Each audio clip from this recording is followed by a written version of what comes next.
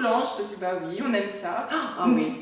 Puis, faut se le dire, hein, en pain, on n'est peut-être pas très doué, mais les brioches, maman, elle les réussit bien quand même.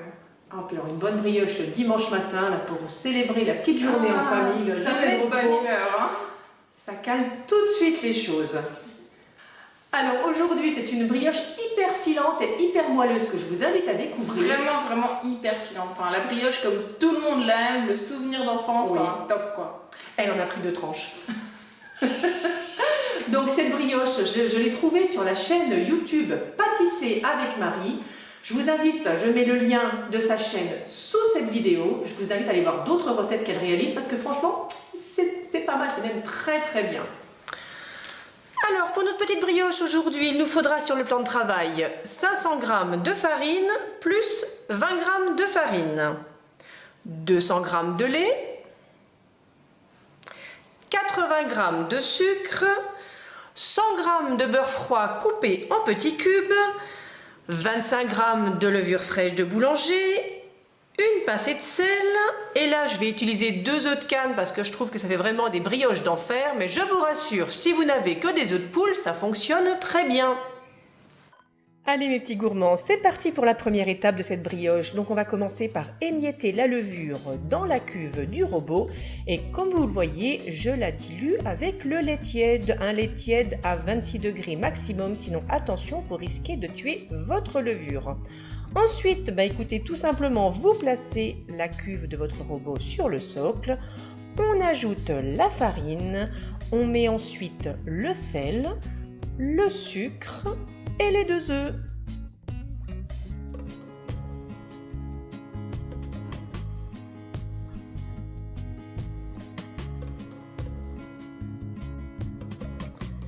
On va commencer à pétrir sur vitesse 1 tranquillement pendant 1 à 2 minutes et ensuite on pousse sur la vitesse 2 pendant 2 minutes également.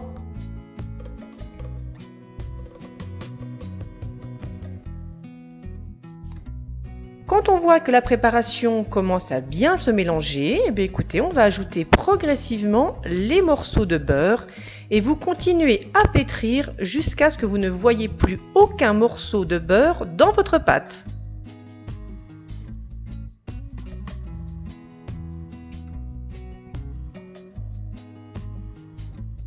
Comme vous le voyez, à ce stade du pétrissage, la pâte est bien uniforme. Il ne vous reste plus qu'à rajouter les 20 g de farine, à pétrir encore pendant une vingtaine de secondes et à couper le robot.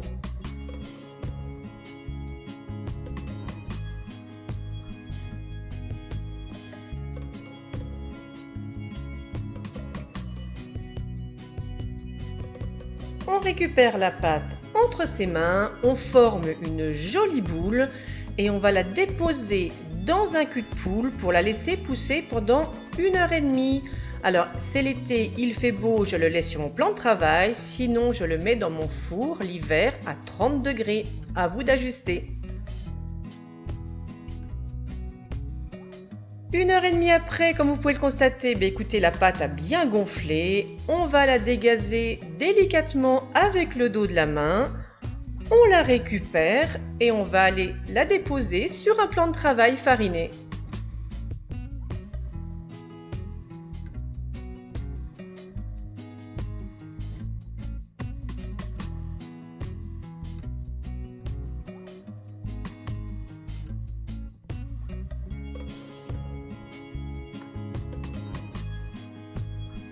À ce stade, vous divisez la pâte en 3 et vous allez former de jolies boules toujours entre vos mains.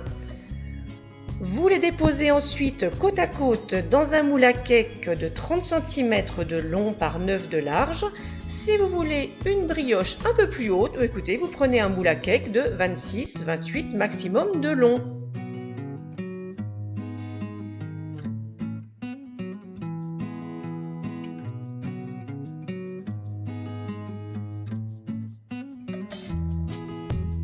On va couvrir de nouveau et on laisse pousser pendant 45 minutes.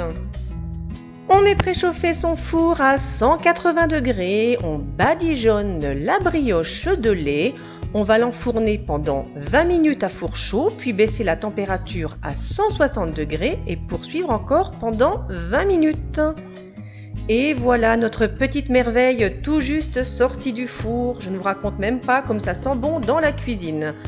Comme vous pouvez le constater, elle se démoule très bien. Comme mon moule n'était pas anti-adhésif, je l'avais chemisé de papier sulfurisé, ça fonctionne très bien.